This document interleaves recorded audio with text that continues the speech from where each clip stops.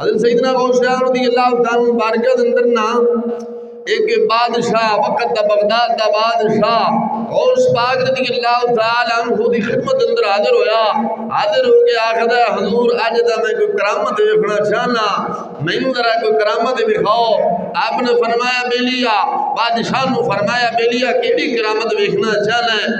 کیا حضور کرامت ہے اس وقت بغداد اندر نہ سیب نیاب سی، یعنی سیب کوئی نہ سی۔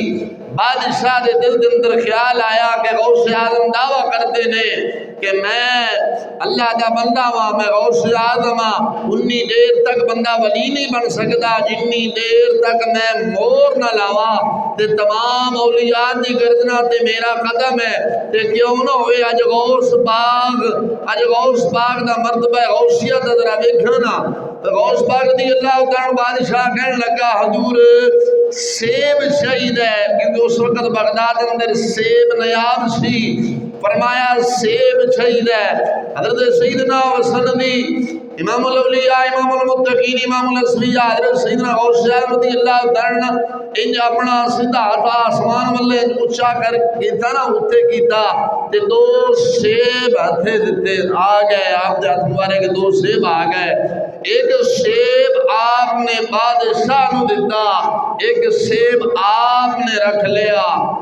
جو کھان واسطے انہوں چیریا نا دو ٹکڑے کیتے تے آپ دے سیب مبارک جو کستوری دی خوشبو آن لگ پئی۔ جو بادشاہ نے سیب چیریا وچ کیڑے سن تے بدبو گندی بدبو آ رہی سی تے بادشاہ حضرت سیدنا غوث اعظم شیخ عبد القادر جیلانی محبوب سبحانی رضی اللہ تعالیٰ عنہ آخر ہیں کہ حضور ماجرہ کیے سیب تا کے جگہ تو آئے نے تو انڈا سیب دی جو خوشبو آ رہی ہے سونا سیب ہے کستوری جیسی خوشبو آ رہی ہے، دل کرتا ہے کھا لیے، تو میرے سیب جو بدبو ہے، بدبو کیڑے پہنے بدبو آ رہی ہے، وجہ کی ہے؟ آپ نے فرمایا بیلیا سیب تا اکے جگہ تو آئے نے، جے غوث دے ہاتھے چاہیا تے خوشبودار ہو گیا، جے ظالم دے ہاتھے چاہیا تے بدبودار ہو گیا، کیڑے پہ گئے نے۔ تے بزرگ فرماندے نے، بزرگ مثال دیندے نے، اتھو نتیجہ آخذ کرتے نے بزرگان دین۔ خالی واقعہ سنانا مقصد نہیں ہوندہ، واقعی جو اصل گل کٹ کے وہ دے گل کٹ کے اپنی اصلاح کرنا مقصد ہوندہ ہے۔ غوث پاک نے کی فرمایا کہ بیلیا سیب تا اکے جگہ تو آئے نے، جے تیرے ہاتھے چاہے تے کیڑے پہ گئے نے، جے میرے ہاتھے چاہے تے خوبصورت کستوری جیسی خوشبو آن لگ پئی ہے۔ تو میاں شیر ربانی شرک پوری رحمت اللہ ورگے یا تائیدار گوڑا ورے بزرگ فرماندے ہیں اور مسلمانہ ایسے سیب تو عبرت حاصل کر، یہ سیب اللہ دے نیک بندے دے ہاتھ جاوے تے کستوری خوشبو آندی ہے، اگر بورے بندے دے ہاتھ چلا جاوے تے کیڑے تے بدبو پہ جاندی ہے۔